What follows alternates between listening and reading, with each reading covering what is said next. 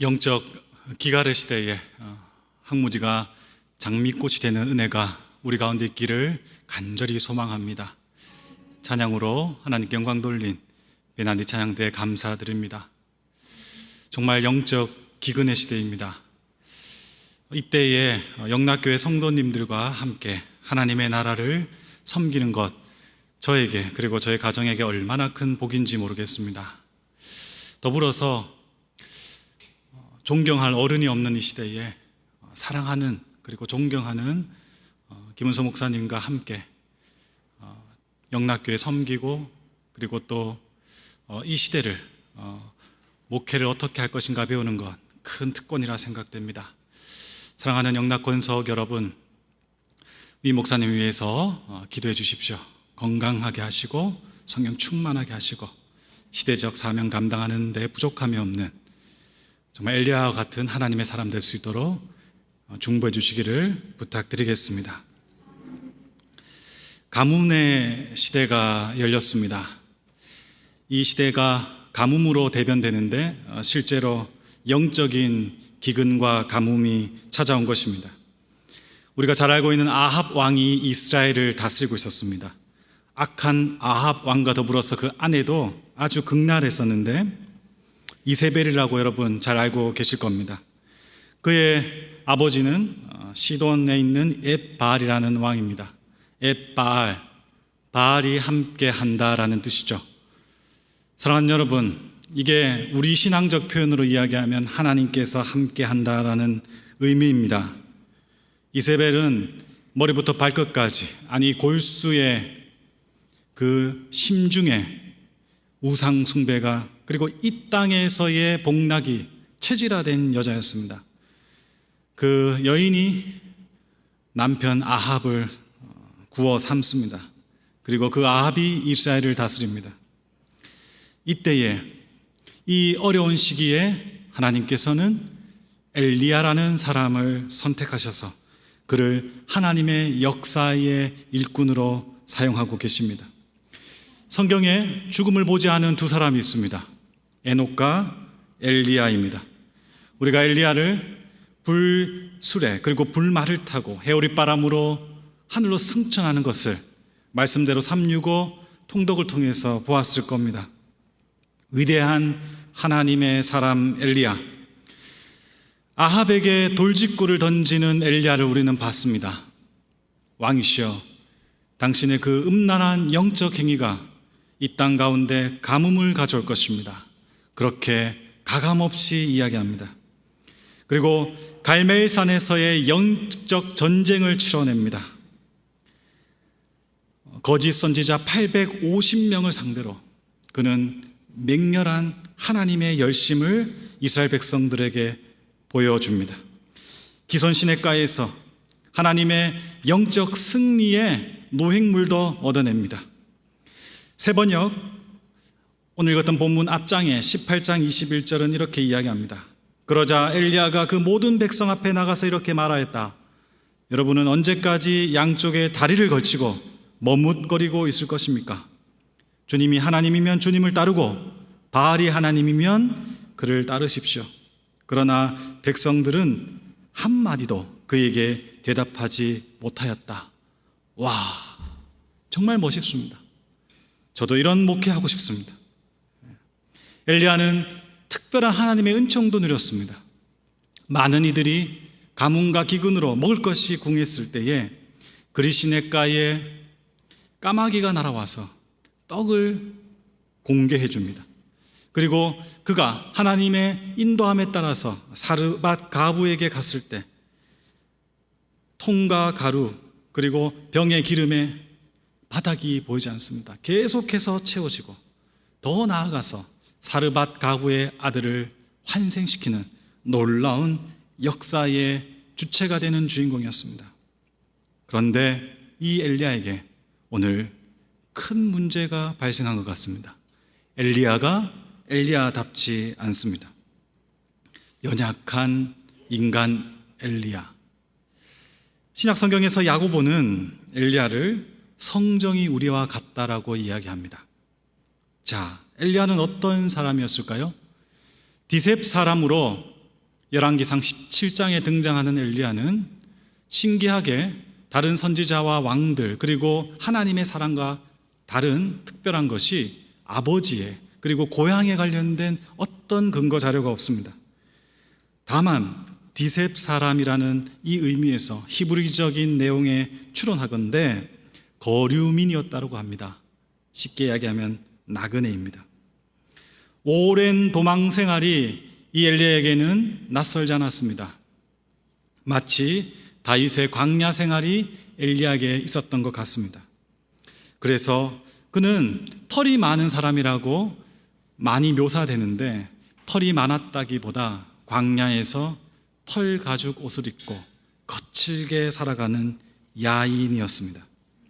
그런데 성경은 이런 야인, 거류민, 이런 모습이 우리와 같다라고 이야기하는 것이 아니라 사도행전에서 다시 야고보 사도의 이야기를 확증해 주는데 14장 15절에도 우리와 성정이 같은 우리의 심령, 우리의 연약함, 우리의 나약한 정신을 가진 동일한 인간이었음을 말해주고 있습니다. 엘리야가 어떤 사람이었는가?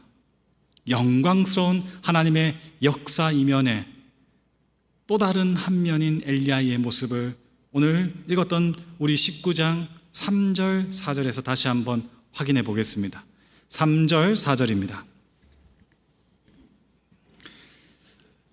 같이 3절 4절 읽겠습니다. 시작. 그가 이 형편을 보고 일어나 자기의 생명을 위해 도망하여 유다에 속한 브엘세바에 이르러 자기의 사환을 그곳에 머물게 하고 자기 자신은 광야로 들어가 하룻길쯤 가서 한 로뎀나무 아래에 앉아서 자기가 죽기를 원하여 이르되 여호와여 넉넉하오니 지금 내 생명을 거두시옵소서. 나는 내 조상들보다 낫지 못하니이다 하고 아멘. 엘리야의 반응이 너무 낯섭니다. 우리가 봤을 때 당황스럽습니다. 위대한 영웅 아닙니까? 어마어마한 하나님의 역사의 주인공 아닙니까? 그가 지금 하나님 앞에서 어떤 이야기를 하고 있습니까? 저는 죽고 싶습니다. 저는 인생에 이제 희망과 소망을 가지지 못하겠습니다. 저는 이제 아무것도 할 수 없는 나약한 이라고 자기를 비하하기 시작합니다. 여러분, 이 모습은 우울증 증상의 초기 모습입니다. 그리고 영적인 사람들에게 오는 적신호의 첫 모습, 자기 몰입, 자기 사랑의 전형적인 어리석음의 행동을 이 엘리야가 하고 있는 것이죠. 자, 엘리야에게 어떤 일이 일어났을까요? 저는 오늘 이 엘리야를 세 가지 관점에서 한번 진단해 보고 싶습니다. 먼저 엘리야에게 영적인 문제가 생긴 것 같습니다. 예수님께서 마태복음 12장 43절에서 45절에 표적을 보여달라는 이스라엘 백성들의 요청에 관련된 이 세대에 대한 비유를 하시면서 이런 예화를 드십니다. 한 사람에게 귀신이 있었는데 그 귀신을 쫓아내서 나갔습니다. 그런데 머물 곳을 찾다가 찾지 못하니 더 악한 귀신 7을 데리고 그 사람에게 들어갔다라는 표현을 씁니다. 신학적으로 그리고 또 객관적으로 과학적으로 이야기할 수 없지만은 우리는 영적인 세계가 있는 것을 알죠. 에베소서 6장 12절에 어둠의 세상 주관자 악한 영이 있다라는 것을 우리는 기억하고 있습니다. 그렇습니다. 엘리야에게 영적 전쟁의 큰 전투 이후에 영적인 반작용으로 인하여서 악한 공중 권세 잡은 이에게 공격을 받는 것 같습니다. 거기에 짓눌린 것 같습니다. 그렇습니다. 그래서 엘리야가 지금 이렇게 주저앉은 것입니다. 두 번째, 저는 정신과적으로 엘리야를 진단해 보고 싶습니다. 오늘 본문 19장 3절 4절 우리가 읽었습니다. 제가 말씀드렸죠? 이것은 전형적인 우울증 초기 증세입니다. 여러분, 우울증이 무엇입니까? 이 시대에 만연한 병이죠. 그런데 여러분 기억할 것은 우울증을 이상한 병으로 생각하시면 안 됩니다. 우울증은 마음의 감기입니다. 우리가 감기가 들었을 때 심각한 반응을 하지 않습니다. 쉬어주면 되는 것이죠. 마음의 쉼이 필요합니다. 그리고 때로는 의사에게 그리고 병원의 의학적인 도움을 통해서 약을 먹고 치료하면 되는 일이죠. 그렇습니다. 이게 신앙적인 것으로만 해석하는 것이 오히려 문제가 생길 수 있습니다. 그런 도움이 필요한 것입니다. 그럼에도 불구하고 저는 영락교회에서 상담부를 섬기면서 성도님과 이 우울증의 어려움을 있는 이들과 함께 시간을 보내고 또 이전에 사역을 할 때의 경험을 토대로 봤을 때 영락교회 성도가 얼마나 큰 열심이 있습니까? 그리고 하나님에 대한 이해도 있고 교회에 대해서 많은 것을 알고 있음에도 불구하고 정말 중요한 순간에 정말 필요한 때에 정말 하나님의 살아계심이 내 인생에 개입해야 될 때에 그 내면 깊은 곳에 예수 그리스도가 없는 것을 발견합니다. 그 10년의 그 죽음의 상태에서 빛을 비추어서 잡아 일으켜 주시는 그 예수 그리스도, 그 생명과 부활의 주인이 없는 것을 발견합니다. 전 이 시간 영적인 문제는 신학자에게 그리고 우울증의 문제는 의료 전문가인 의사들에게 맡기고 오늘 더 관점을 좁혀서 이것을 신앙의 문제로 다시 한번 이야기 드리고 싶습니다. 영국을 대표하고 20세기의 최고의 설교자 중 한 사람으로 꼽히는 마틴 로이드 존슨 목사의 영적 침체라는 책이 있습니다. 영적 침체, 그것이 무엇인가? 우리가 신앙생활을 할 때 어떤 모양이든 어떤 모습이든 각자의 사람에 따라 다르지만은 하나님에 대한 불신앙, 그리고 하나님에 대한 원망, 그리고 우리 신앙생활에 대한 회의가 찾아온다는 것이죠. 이 영적 침체의 내용은 크게 두 가지로 분류된다라고 마틴 로이드 존스 목사는 이야기합니다. 첫 번째, 외부적 요인이 있습니다. 이것은 눈에 보이는 이 세상에서의 모습, 그리고 내 개인의 삶에 밀려오는 현실적인 파도 앞에 압도당할 때 우리 인간이 가지는 본연의 불안 때문에 영적 침체가 일어난다고 합니다. 내부적인 요인이 있습니다. 그것은 종교성에 기인한 보상 심리가 우리 안에 작동한다는 것입니다. 어떤 내용일까요? 내가 이것을 했고 내가 저것을 했다. 나는 하나님께서 주시는 복을 받을 권리가 있다. 나는 기도했기 때문에 복을 받아야 된다. 나는 새벽 제단을 쌓고 금요 철야를 했기 때문에 하나님의 부흥의 역사의 주인공이 되어야 된다라는 식의 이야기를 아주 신앙이 좋은 성도들, 심지어 목회자에 이르기까지 그것을 당연하게 이야기합니다. 상황과 그리고 여건과 무엇보다 하나님의 뜻을 어떤 형식의 재단해서 하나님 주셔야 됩니다. 하나님 반응하셔야 됩니다. 하나님 역사하셔야 된다고 이야기하는 것이죠. 마틴 로이드 존스 목사는 이것을 자동 판매기에 동전을 넣고 뭔가를 얻어먹으는 얄팍한 상술이라고 이야기합니다. 그런데 영적 침체의 결론은 무엇이냐? 외부적이든 내부적이든 그 깊은 곳에 결국에는 하나님에 대한 신뢰, 그분을 내 삶의 주인으로 모시는 전적인 의존의 모습이 없다는 것, 그것이 영적 침체의 원인이라는 것이죠. 우리는 이런 모습을 이 엘리야뿐만 아니라 그리고 우리 삶뿐만 아니라 가장 대표적인 예수 그리스도의 제자들의 모습 속에서도 볼 수 있습니다. 우리 한번 성경을 찾기 원합니다. 신약 성경 요한복음 21장입니다. 제가 가진 성경 신약 184면에 있습니다.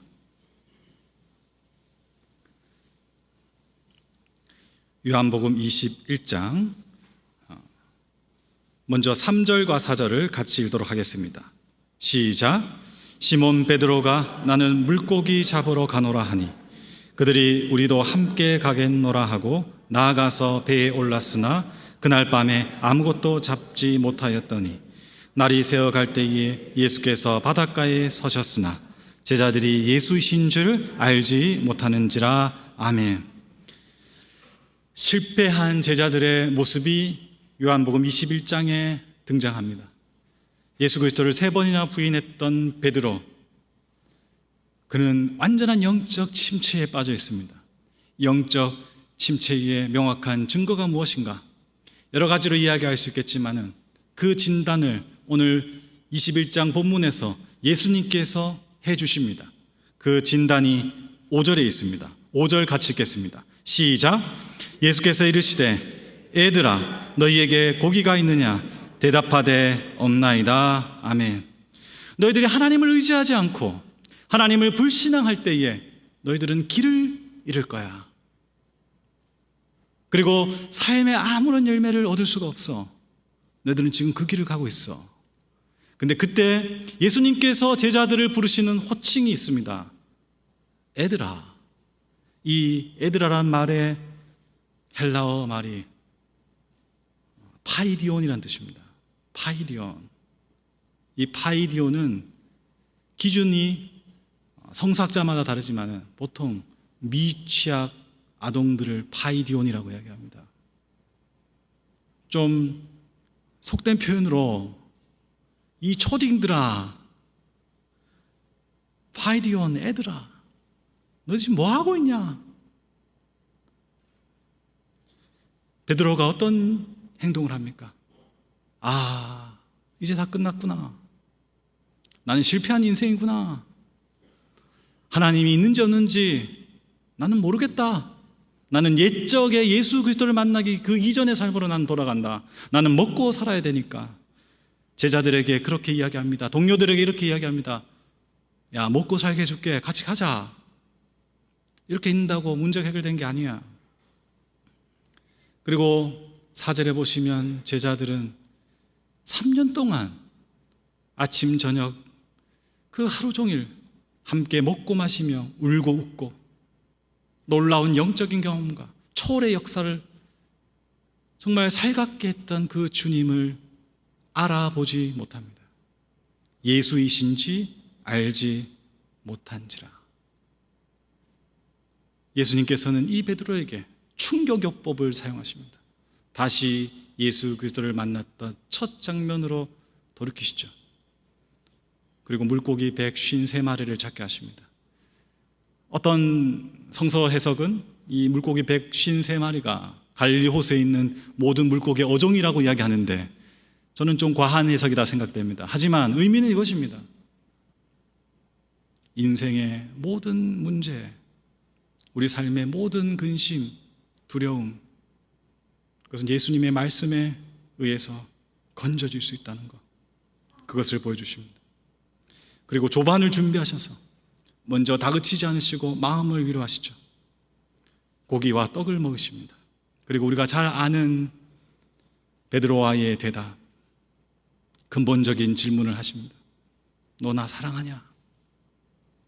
너는 어떤 길을 가야 되느냐? 사랑하는 여러분, 우리 인생의 가장 심각한 위기와 어려움이 무엇일까요? 저는 죽음이라고 생각합니다. 우리가 죽음이라는 문제가 맞닥뜨렸을 때 우리는 아무것도 할 수 없고 그냥 그 죽음이 진행되는 것을 받아들여야 되는 연약한 이들입니다. 그런데 이 죽음의 때보다 더 중요한 시간이 있습니다. 그것이 언제인가? 영적 침체가 찾아올 때입니다. 하나님이 보이지 않는다고 느껴질 때, 그리고 모든 것이 낙심될 때, 내 안에 불신앙으로 가득 찰 때, 그 순간 여러분의 선택과 여러분의 삶에서 여러분이 반드시 얻어야 될 것이 있습니다. 이것은 예수 그리스도를 만나서 구원을 얻는 그 다음 삶에, 이 성화의 삶에, 그리고 우리의 인생의 열매를 만들어가는 삶의 중요한 핵심적인 내용입니다. 하나님은 그곳에서 우리를 새로운 세계로 초청하십니다. 치유와 회복을 경험하게 하십니다. 그리고 그곳에서 새로운 사명을 발견케 하십니다. 1979년 구소련에서 만들어진 잠입자라는 안드레이 카르코프스키의 영화가 있습니다. 이 영화의 내용은 이렇습니다. 우주에서 갑자기 별똥별이 떨어집니다. 그런데 그 떨어진 장소가 마을인데 마을이 쑥대밭이 됩니다. 그 마을에 이상한 소문이 돌기 시작합니다. 사람은 살지 않지만 거기에 마음의 소원을 들어주는 방이 하나 있다. 사람들이 거기를 자꾸만 찾아 들어간다라는 이야기를 듣고 정부에서는 그 지역을 봉쇄합니다. 그런데 잠입자가 그 방을 찾아갈 수 있습니다. 창작의 역량이 다 소진된 듯한 작가가 잠입자에게 부탁합니다. 그곳에 가고 싶습니다. 그 마음의 소원을 들어주는 방이 인류에게 큰 피해를 줄 것이라고 생각한 과학자가 하나 있었습니다. 거기를 폭발시켜야 돼. 그래서 잠입자를 찾아갑니다. 세 사람이 함께 마음의 소원을 들어주는 방에 도착합니다.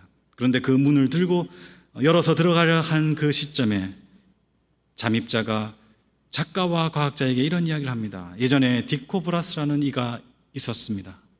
근데 그에게 마음의 소원은 무엇이냐? 본인 때문에 죽게 된 형을 다시 살리는 것이었습니다. 그런데 이 형을 살리고자 하는 사람이 방에 들어갔다 나왔을 때, 그리고 다시 집으로 돌아갔을 때 그는 부자가 되어 있습니다. 형은 다시 살아나지 않았습니다. 이 이야기를 듣고 작가와 과학자는 그 방문에서 서성이다가 결국에는 들어가지 못하고 돌아오게 됩니다. 이 모습을 가지고 잠입자가 그 아내에게 하는 이야기가 이것입니다. 그래도 그들은 자신들이 지식이 있느라고 사람들에게 이야기하고 다닐 거야. 그들은 이 세상에 대해서 뭔가 아는 척 하겠지. 그런데 그들은 아무것도 믿지 않아. 그들에게는 믿음이라는 능력이 고갈돼 버렸어. 그것을 쓰려고 하지 않아. 무슨 사람이 그럴 수가 있어. 여보, 봤지? 그들의 눈동자들을, 텅 비어버린 그들의 눈을 당신은 봤을 거야. 사랑하는 여러분, 우리는 이 절망의 순간, 고난의 때, 광야를 걸을 때 우리의 믿음의 진정성을 확인합니다. 그리고 그곳에서 하나님은 우리를 만나 주십니다. 자, 이제 다시 우리가 읽었던 본문 엘리야에게로 돌아옵니다.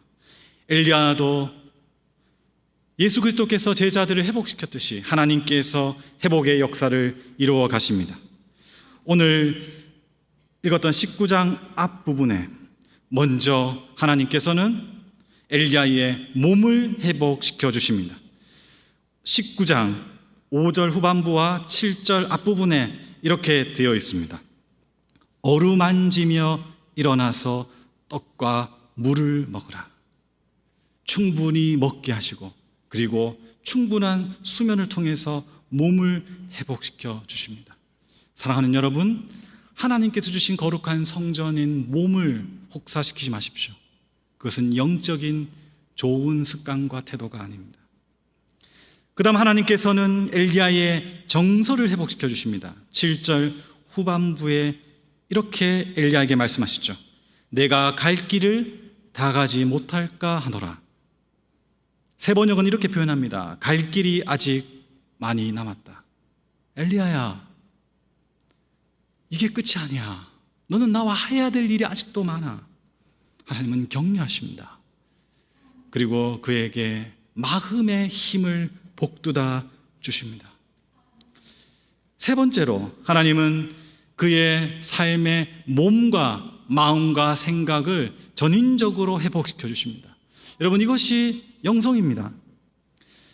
오늘 읽었던 19장 본문에 보시면 엘리야가 몸과 마음과 생각이 회복되면서 하는 놀라운 일이 있습니다. 40일 주화를 부엘세바에서 호렙산까지 걸어가기 시작합니다. 이게 8절 말씀이죠. 하나님의 장소에까지 걸어가기 시작합니다. 여러분, 걷는다는 건 이게 어떤 의미를 가지느냐? 이미 수많은 철학자들과 그리고 인문학자들 그리고 예술가들이 자신의 삶에 좋은 창작의 기술로서 사용한 방법입니다. 그리고 오랜 기독교 역사에 인간의 통합을 위해서 사용되는 영성훈련입니다. 저도 소시적에 신대원에서 너무 힘들고 어려울 때, 다른 어떤 것 할 수 없을 때, 기도조차 되지 않을 때가 있습니다. 그때 광나루에서 여의도까지 걸었습니다. 요즘에도 목회적으로 스트레스가 되고 가정에 무거운 짐이 있어서 이것은 내가 어떻게 할 수 없고 나의 이 그릇을 넘어서는 어떤 무거운 짐과 시험이 들 때 명동에서 잠실까지 걸어갑니다. 걸어가면서 계속해서 생각을 정리하기 시작합니다. 그러면 결국 남는 게 뭐냐? 연약한 나와 여전히 신실하시고 크신 하나님이 보이기 시작합니다. 그렇게 자아가 통합되기 시작하는 것이죠. 자, 여기서부터 이제 오늘 본문에서 이야기하는 하나님의 질문과 그리고 엘리야의 성장이 보여지기 시작합니다. 오늘 엘리야의 모습 속에서 우리는 어떤 것을 바라볼 수 있는가? 10절 말씀, 9절과 10절을 같이 읽겠습니다. 시작. 엘리야가 그곳에 굴에 들어가 거기서 머물더니 여호와의 말씀이 그에게 임하여 이르시되 엘리야야 내가 어찌하여 여기 있느냐? 그가 대답하되 내가 만군의 하나님 여호와께 열심히 유별하오니 이는 이스라엘 자손이 주의 언약을 버리고 주의 제단을 헐며 칼로 주의 선지자들을 죽였음이오며 오직 나만 남았거늘 그들이 내 생명을 찾아 빼앗으려 하나이다. 아멘. 먼저 오늘 말씀의 제목 그리고 여러분과 나누고 싶은 핵심적인 내용을 다루기 전에 엘리야의 행동을 봅니다. 회복된 엘리야가 왜 우리와 성정이 같은 사람일까요? 하나님의 위로와 하나님의 만지심 외에도 그는 끝까지 자아를 꺾지 못합니다. 그는 오늘 본문 9절에 보면 동굴 속으로 들어갑니다. 이 부분을 모세가 하나님의 그 영광과 임재를 체험하기 위해서 흑암으로 갔다는 것과 같이 보는 견해도 있지만 저는 그렇게 생각하지 않습니다. 심리적으로 남자가 동굴에 들어가는 것은 전형적인 도피와 그리고 비겁함의 은유입니다. 엘리야는 또 도망칩니다. 이 엘리야에게 하나님께서 말씀하시죠. 여러분, 이것과 헷갈리지 마십시오. 제가 영락교회에서 목회하면서 골수 영락교회 교인을 확인하는 방법이 하나 있는데 신방을 가면 내가 어디 있느냐라는 한경지 목사님 액자가 걸린 집이 있습니다. 골수 영락교회 교인입니다. 그 말씀은 창세기 3장 9절에 있는 말씀입니다. 이것은 우리가 근본적으로 하나님을 몰랐을 때에 우리의 인간의 그 존재의 첫 만남에 대한 하나님의 부르심 응답이죠. 그런데 엘리야는 그런 상태가 아닙니다. 그런 존재가 아닙니다. 지금 말씀을 듣고 있는 대다수의 영락교회 성도님들은 그런 상태가 아니죠.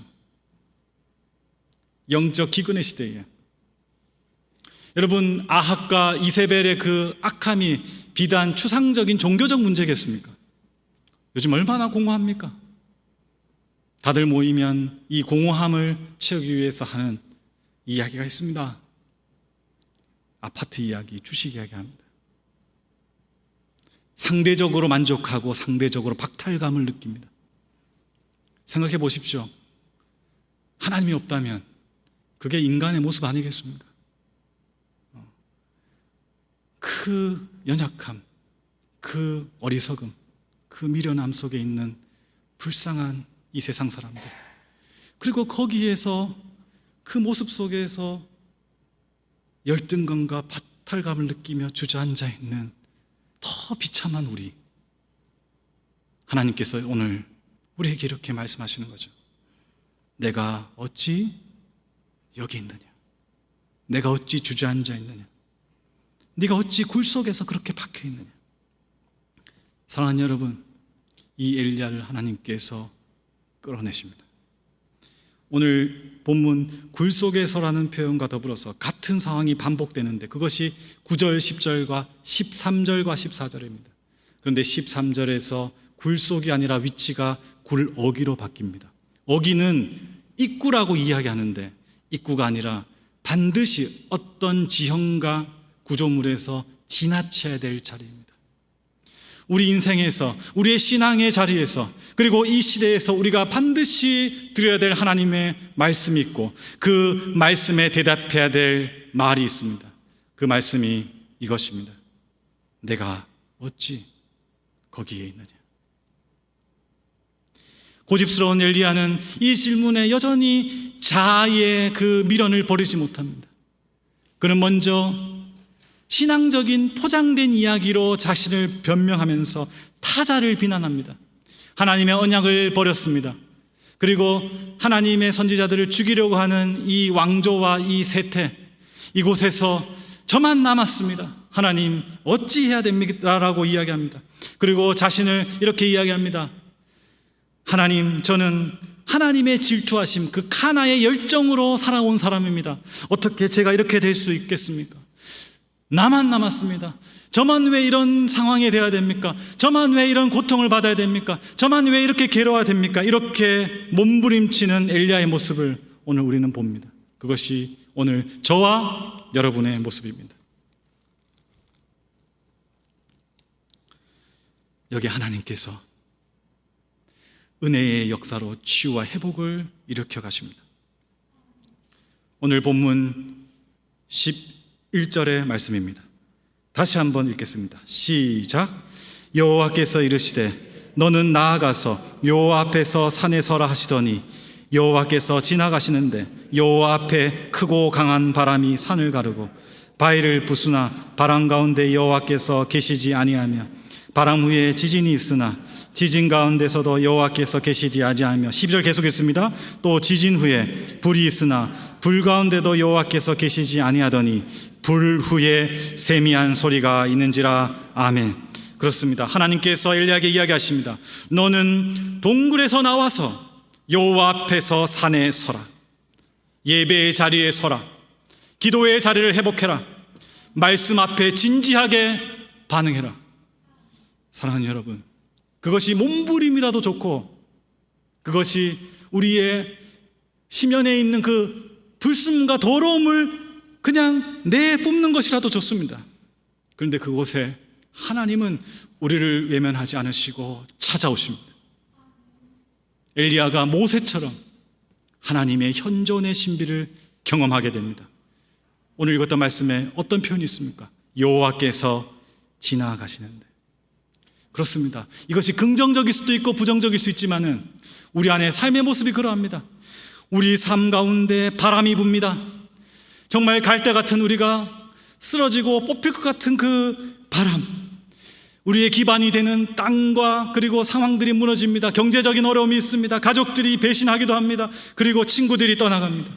그리고 우리 안에는 열정이 오해를 받습니다. 아니, 우리 안에 있는 잘못된 것과 부당함에 대한 분노가 끌어오러 갑니다. 그 모든 것 속에서도 우리는 하나님을 볼 수가 없습니다. 우리는 낙심하고 낭망하고 그리고 영적인 침체 가운데 빠져가는 그런 길을 가지만은 하나님은 그곳에서 우리의 모습을 고스란히 받아주시며 당신의 현존 가운데 세심한 소리로 찾아오십니다. 이 세심한 소리, 이 이야기가 기도에 관련된 영성신학에서의 방법론적인 근거가 되지만 그것도 맞습니다. 하지만 이 모습이 저와 여러분의 하나님 앞에서의 모습이죠. 하나님 거기서 우리를 회복시켜 주십니다. 두 번째, 하나님은 엘리야에게 내일의 소망을 삶의 자리에서 확인하라고 이야기하십니다. 내가 여전히 일하고 있다는 것을 보여주고 계신 것이죠.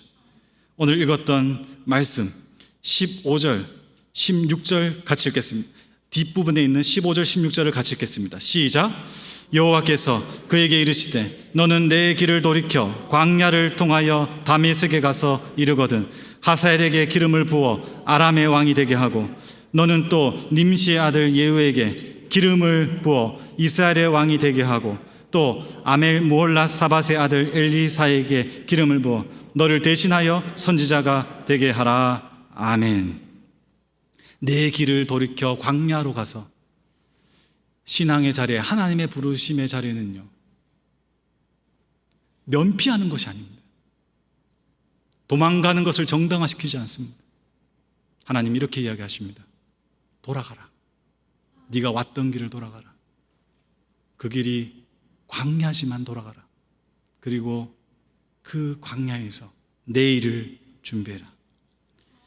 이스라엘 왕이 될 예후에게 기름을 부어라. 이방 나라지만 아람 왕이 될 하사엘에게 기름을 부어라.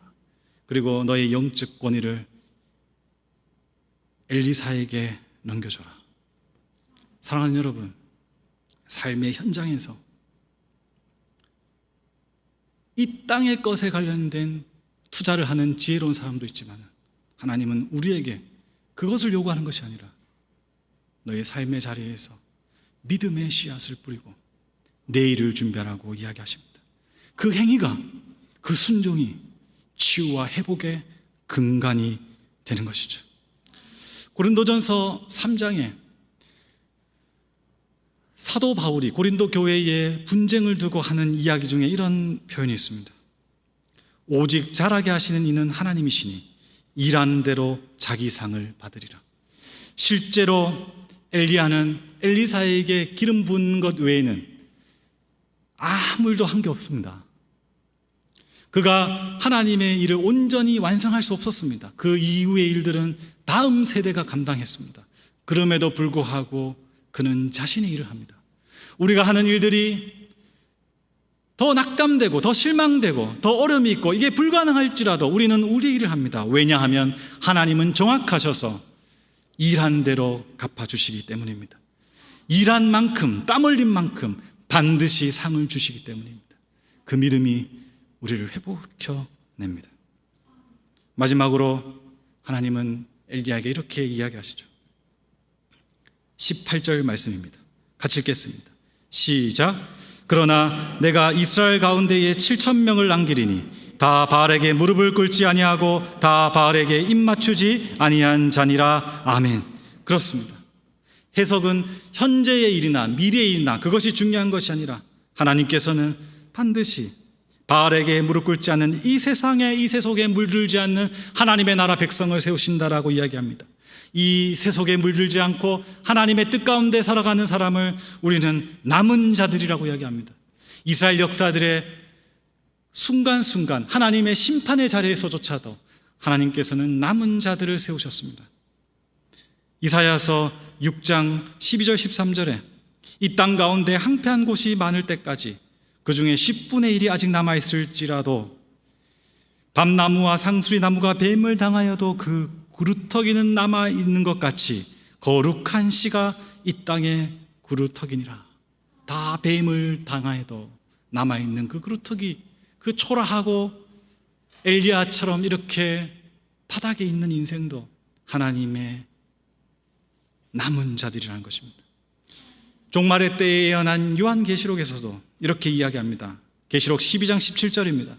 용이 여자에게 분노하여 돌아서서 그 여자가 남은 자손 곧 하나님의 계명을 지키며 예수의 증거를 가진 자, 하나님의 계명을 지키며 예수의 증거를 가진 자, 그들이 남은 자들입니다. 하나님께서 여전히 이 시대 가운데 세워놓으시는 연약한 사람들입니다. 사랑하는 여러분,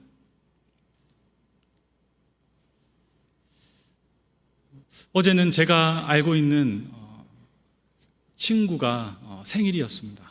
이 친구는 좀 특별한 친구인데 시각장애인입니다. 안마원을 운영하고 있고 그리고 최근에 결혼을 했습니다. 카톡에 결혼사진과 안마원 상황을 이렇게 올려놨더라고요. 오래간만에 전화통화를 했는데 그 친구가 어떤 상황이냐, 코로나19로 인해서 안마원을 폐업했습니다. 그리고 베트남 여인과 결혼했는데 그 여인이 2달 만에 도망쳤습니다. 그런데 그 친구가 저더러 이렇게 이야기합니다. 목회하는데 힘들지? 힘내. 지금 코로나19 가운데 어려운 속에서도 성도님들의 삶의 자리에 정말 힘든 상황을 견디는 분들과 만나죠. 암 투명 중에 항암 치료와 방사선 치료 가운데 정말 쉬어야 되는데 생계 때문에 어쩔 수 없이 직장을 나갈 때 이런 기도 드린다고 합니다. 하나님, 제발 직장에 제 자리까지만 앉게 해주십시오. 거기까지 힘만 주십시오. 그리고 그 자리에 앉았을 때에 새로운 힘을 주셔서 업무를 하게 하는 하나님에 대한 이야기를 합니다. 여러분, 그런 사람들이 이 땅에 하나님이 남겨준 의인입니다. 하나님의 남은 자들입니다. 사랑하는 성도 여러분, 정말 광야를 걷는 시간을 우리는 보내고 있습니다. 목사인 저도 영적 침체가 들쑥날쑥 들어옵니다. 그러나 여러분, 어떤 삶을 이 시대에 살아내시겠습니까? 야곱은 인생 가운데 위기를 맞습니다. 창세기 35장에 보면 히위 족속 세겜과 그 딸 디나의 아주 비극적인 사건 때문에 가정과 자기의 생존의 위협을 받게 됩니다. 아들놈이라고 있는데 오히려 아버지의 말을 반역하죠. 그때 하나님께서 야곱에게 이야기하십니다. 베델로 올라가라. 그곳에서 야곱은 다시 자신의 잃어버린 신앙과 그리고 이스라엘이라는 이름을 재확인하고 더 나아가 언약의 약속을 얻습니다. 오늘 앞에서 봤던 베드로도 동일합니다. 여전히 미련하고 우둔하니가 예수님께 이렇게 이야기하죠. 저기 있는 요한은 어떻게 됩니까? 그런데 그 요한에게 하나님은 이렇게 말씀하십니다. 우리 주 예수 그리스도께서 내가 올 때까지 그게 너와 무슨 상관이냐? 너는 나를 따르라. 너는 딴 거 생각하지 말고 너의 사명의 자리를 지켜가라고 이야기하고 계십니다. 여러분, 어떤 삶을 살고 계십니까? 여러분의 삶의 자리가 어떻습니까? 여러분의 사업과 가정과 그리고 형편은 어떻습니까? 여전히 그렇게 머물고 계실 겁니까? 오늘 주님께서 이렇게 말씀하십니다. 내가 어찌 여기 있느냐? 다 함께 기도하겠습니다. 하나님 아버지, 연약하고 부족한 저희들 불러주시고 새로운 인생길로 회복과 치유를 통해 사명의 길 허락하신 것 감사드립니다. 엘리야처럼 베드로처럼 실패했지만 다시 하나님의 사명을 감당했던 그 큰 은혜가 이 영적인 가뭄과 그리고 기근의 때에 우리 영락교회 성도들의 삶의 자리에서 다시 일어날 수 있도록 역사하여 주시옵소서. 감사하며 우리 주 예수 그리스도의 이름으로 기도드립니다. 아멘.